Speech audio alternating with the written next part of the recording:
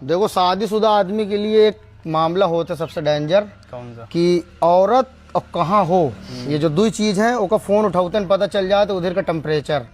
अगर औरत फोन लगाई तो कहीं कहाँ हो, तो मतलब कि अब कुछ सामान की जरूरत है या कुछ काम है या तुम्हारा कुछ खर्चा होने वाला है, तो आदमी समझ जाए तो वही हिसाब से डील कर लेते। आगे बाद फोन आवा कहाँ हो, अब ये बीचों बीच की स्थिति है। अगर तुम सही जगह भय हो तो सब सही है, अगर तुम गलत जगह भय हो तो बहुत बुरा हो सकता है। और फिर एम कहाँ हो का अगर उल्टा होएगा, हो कहाँ तुम तो फिर एम पैसा भी ना खर्चा हुई, कुछ ना खर्चा हुई, अब तुम्हारा खर्चा होना तय है। तो आपने शादीशुदा जीवन में जो कहाँ हो और हो कहाँ का मैनेज कर लिया तो फिर तो काम फिट है। वो कहाँ नहीं तो फिर उनके दोस्त पूछे थे यार आजकल तुम कहाँ हो दिख नहीं रहे हो।